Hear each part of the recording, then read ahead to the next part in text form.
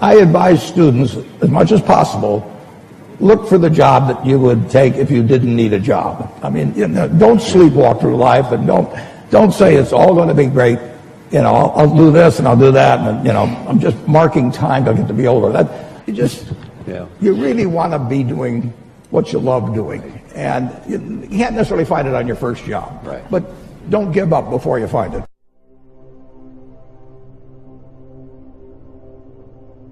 If there was one concept that I would suggest to people to take a daily confrontation with, is fear. The problem with fear is that it lies, right? So fear tells you, hey, if you say that to that girl, she's going to know she has you. And she'll never really be attracted to you if she knows how much you attracted to her. Don't say that. No, how we get her is when she walks by, ignore her. Right, it's a smooth, it's like pop it on your shoulder. Fear tells you dumb like that, right? So for me, the daily confrontation with fear has become a real practice for me since about three years ago. I went skydiving in Dubai, right? And skydiving is a really interesting confront with fear, right? So I gotta stand up. I'm sorry, I gotta stand up. All right. So all your friends, what happens? You go out. I dropped my thing. So what happens is you go out the night before, and you take a drink with your friends, and somebody says, yeah, we should go skydiving tomorrow. And you go, yeah, we'll go skydiving tomorrow. Yeah. And you go, yeah. And everybody goes, yeah. Right? And you go home by yourself. You're like, Right? You're like, well, I mean, they was drunk too. Right? So maybe they not, maybe, I mean, we don't have to go. We don't have to do it. So then that night you're laying in your bed and you just keep, and you're terrified. You keep imagining over and over again jumping out of an airplane, and you can't figure out why you would do that, right? And you're laying there and you have the worst night's sleep of your life, but you still have the hope that your friends were drunk, right? So you wake up the next day and you go, down, and you say where you were going to meet, and everybody's there. You're like, all right, cool. Right? So you get in the van, and you don't know that your friends had the same night that you had, because they're pretending like they didn't. They're like, yeah, man, my uncle's a Navy SEAL, and this is going to be great. I've been looking forward to this. And you're like, oh my God. And your stomach is terrible. You can't eat and everything, but you don't want to be the only punk who doesn't jump out of this airplane. So you get there, and then you have the safety brief. And you're standing there, and the guys will tell you, well, if the chute doesn't open, what's going to happen is why the hell, what could happen? That the chute wouldn't open, right? So you do a thing, and what you do is your first jump, you're attached to a guy who is going, he's going to walk you out. So you go, and you get there, and there's an airplane, and nobody's stopping. Everybody's still going. So you get onto the airplane, and you're sitting there, and it's extra because you're sitting on some dude's lap, some stranger. You're sitting on his lap, and it's like, you get trying to make small talk. Yeah, man. So you be jumping with people all the time, huh? Right? So, and then you just want to make sure, you got kids, right? You got people you need to see, right? You just want to make sure he's serious, right? So you get in there, so everything's normal. So you fly, and you go up to 14,000 feet, and you notice there's a light. It's red, and it's yellow and green, right? So right now the light's red. So then you start thinking at some point the light's going to go green, but you don't know what's going to happen, right? And you wait, and it goes yellow, and the light goes green, and somebody opens the door, and in that moment you realize you've never been in a freaking airplane with the door open. Right? Terror. Oh, sorry, I'm spitting. Oh, sorry. No, terror. Right? So you go, and then, if you were smart, you sat in the back so you don't go first, right? And then people start going out of the airplane. And you go, and the guy walks you up to the end of the thing, and you're standing and your toes are on the edge and you're looking out down to death. And they say, on 3. And they say, 1, 2. And he pushes you on 2 because people grab on 3. Right? Right? And you go, and you fall out of the airplane, and in 1 second, you realize that it's the most blissful experience of your life. You're flying, right? It doesn't feel like falling, right? It's like you actually are kind of held a little bit by the wind, and then you start falling, and there's zero fear. You realize that the point of maximum danger is the point of minimum fear. It's bliss. It's bliss. And you're flying. Right? And you're doing that. And then 20 seconds, 25 seconds, 40 seconds. And you have enough time to just kind of be like, oh, that's that building. That's how I like that one. Oh, you can see the ocean. Right? You start doing all of that. And the lesson for me was, why were you scared in your bed the night before? What do you need that fear for?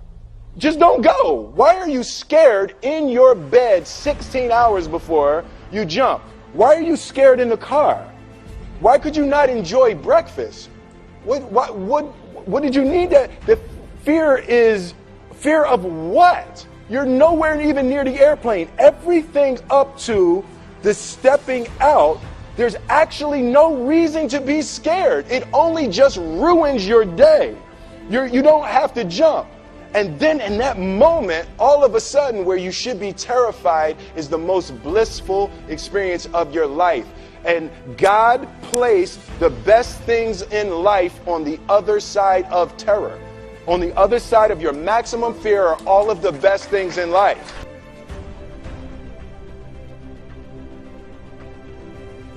What if I told you this was the last Monday morning of your life? What if I told you you died this week? Would you complain about your crap job or that test you don't want to take? I doubt it. You would go much higher level thinking. Well, that's really what it takes. It takes understanding that if you're not pumped right now, if you're begrudging what you're about to do, if you're not looking forward to it, look, I respect practicality. You got to go through school because your parents want to. You got to pay your rent. You got student loans. I get it. But please recognize the world we're living in. We're living in a world where there's so much more opportunity. This internet thing created way more opportunity for all of us. Way more. I mean, look, you might not even be alive, and you're complaining. You could have ended up being a bus, a tree. I just don't get the mentality of being head down sad on a Monday morning. I'm going to make Monday morning my bitch.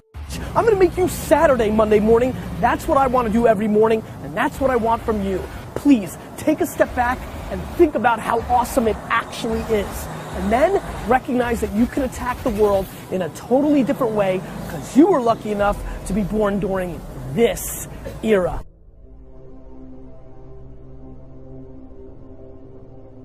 Imagine we're standing in a big empty room, right?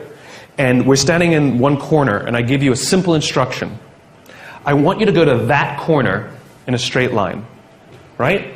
Off you go. No big deal, right? Without telling you, I slip a chair in front of you. What do? You go around the chair. Now, you just disobeyed what I told you to do. I told you to go to that corner straight line. But this is the amazing things about human beings, which is when we're given a clear destination, we use our own creativity and our own sense of innovation and our own problem-solving abilities to overcome obstacles to get to the destination. In other words, the destination is more important than the route, right? We're flexible about the route. We're obsessed with the destination.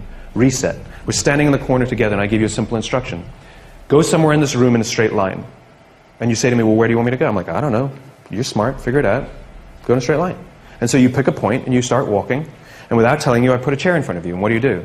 You come to a grinding halt. And I say, what did you stop for? You go, well, you put a chair in front of me.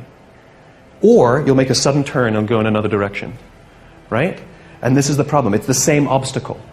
The difference is when you have a clear destination, the obstacles become easy to overcome. When you don't have a clear destination, you keep coming to a grinding halt. And what we do in our companies is we're counting the steps we're taking along the route, but we're never looking at the destination, right? So a company says, Made $1 million this year. We were only planning on making 800,000. Like, we took 10 steps. We were only planning on taking 8. Where are you going? No clue, right? We count the steps. And so the point is that people want to feel that the effort that they're exerting actually are moving somewhere. And so successful measurement, successful recognition is not just for the steps you take. It's not just for the effort. It's that the effort you exerted moved us closer to where we're trying to get to. And that get to should be some crazy ideal. My ideal is to live in a world in which the vast majority of people wake up every single morning, inspired to go to work and fulfilled by the work that they do. And the couple of measurements that I use are if the book is selling, and by the way, people ask me, how many have you sold? I have no clue. I've never asked the publisher because I don't care. I really don't care how many I've sold. What I care about is the Amazon rankings and that those are going steady or up and not plummeting, because that means other people, right? Because I don't have a publicist, I don't have a marketing strategy on purpose. I didn't hire one of those companies to sell the book for me. And the reason is because I'm not interested in book sales. I'm interested in the spreading of an idea. And so I just use that as a metric to help me understand, am I sort of marching in the, because the more I preach, is it resonating? And so you have a couple of these imperfect measurements that help you understand, are you going along the way? So it's not just great effort, look what you achieved, because that's what we're doing now. Right? Our goal is to increase top-line revenues by $50 million. For what reason? Right? Which is, we have to know the destination, and then we say, amazing. You took us that much closer. And if we go to the right, it's because we were overcoming an obstacle. If we hadn't gone to the right, we would have been stuck forever. Thank you. It's not always straight lines. It's not always straight lines. But it's in one direction.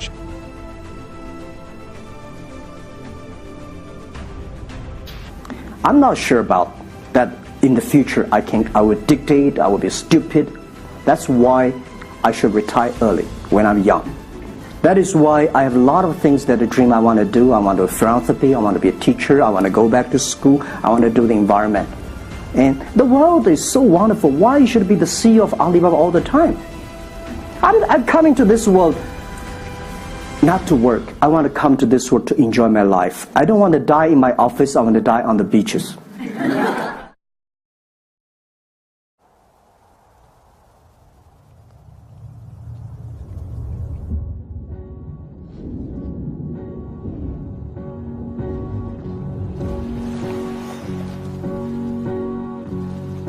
It's the last goodbye, I swear.